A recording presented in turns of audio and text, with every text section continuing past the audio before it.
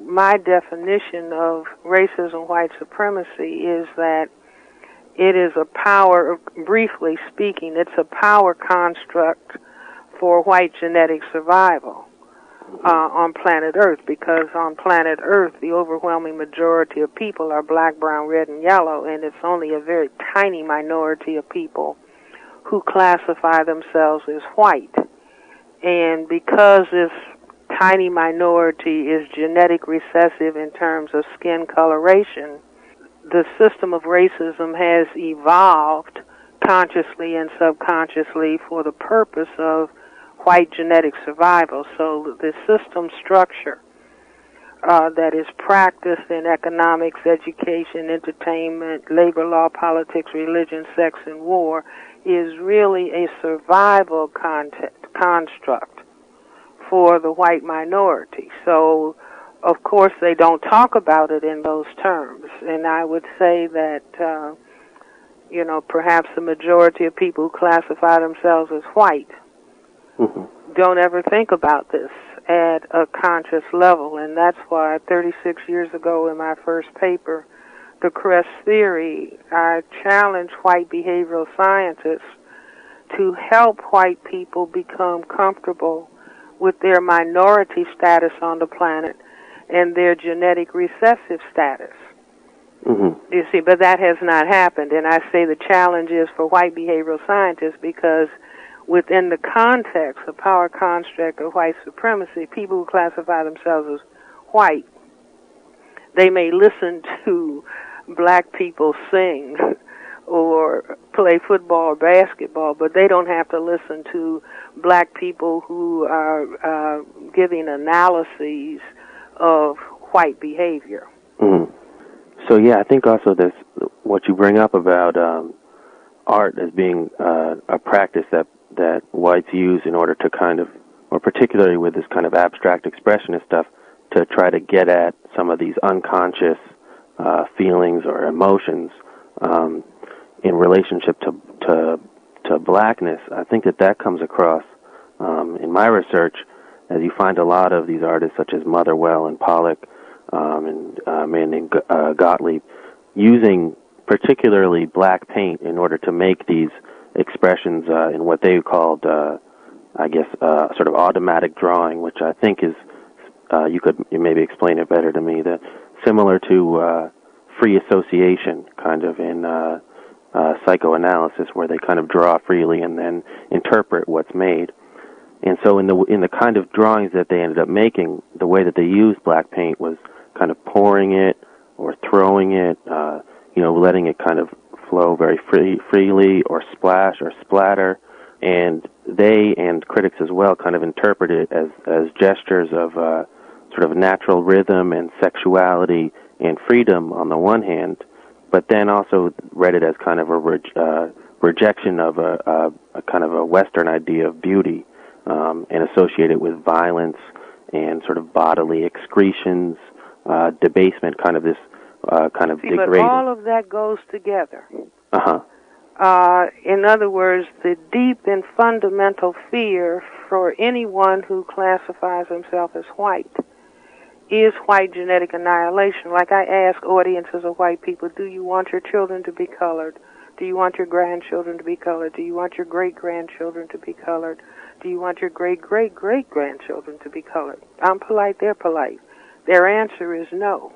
Do you see? But they're saying no on a planet in which the overwhelming majority of people are black, brown, red, and yellow, and black people have the greatest genetic potential to cause white genetic annihilation. Do you see? So right. Even though they may say, no, I do not want my children to be colored, or my great-great-great-grandchildren to be colored, they're thinking at one level, but they're not thinking simultaneously at the conscious level that black people will cause white genetic annihilation. But for these painters, it comes out with the power of black all over a canvas. Do you see? The dominant thing that you see is the black strokes or the black splattering. And this is the fear of white genetic annihilation being expressed. But of course it's being called something else. Right. So it's also... If Motherwell links his paintings to Spain, and what happened in Spain, the history of Spain is that Africans conquered Spain. The Moors were in Spain for 700 years.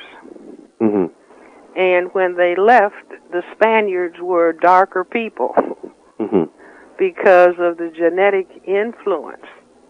And then after the Moors were chased back into Africa, then the ritual of killing the black bull.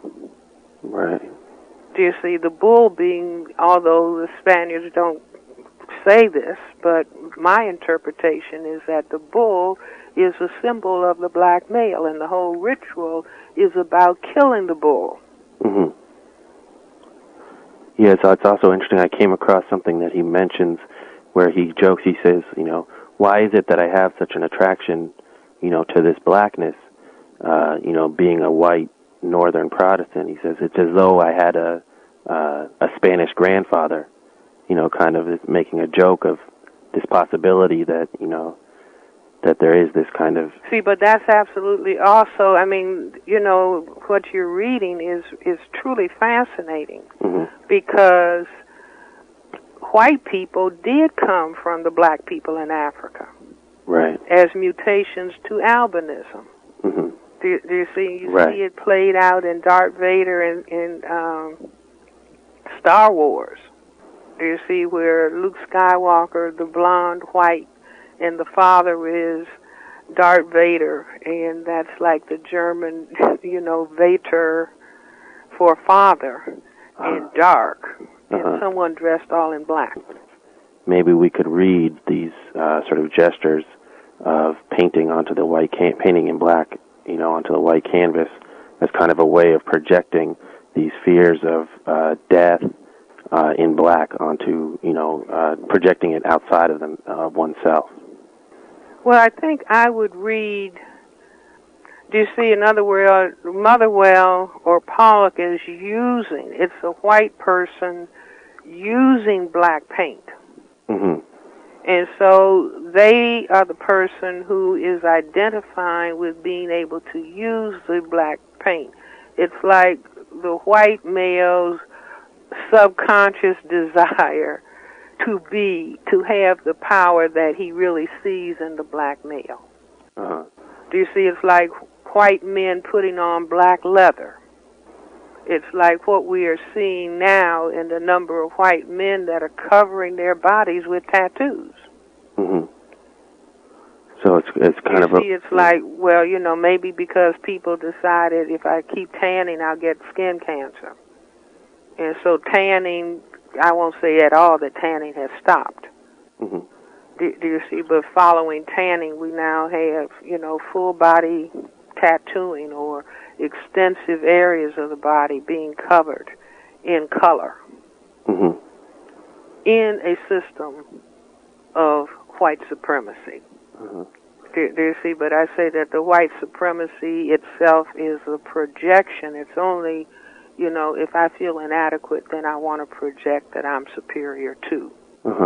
So it's both a way of controlling it and also identifying with it, or is it more just this idea of having mastery over? I would say identifying with it. In other words, when a white male wants to be dressed up and appear most elegant, he doesn't put on a white suit, he puts on a black suit. Is that right? Yeah. Do you but black also happens to be the kind of the official color of the art world in terms of what people wear at openings and stuff like that when they want to... Well, that's it. It's like everybody wants to have, white women, everybody has to have a basic black dress. Right.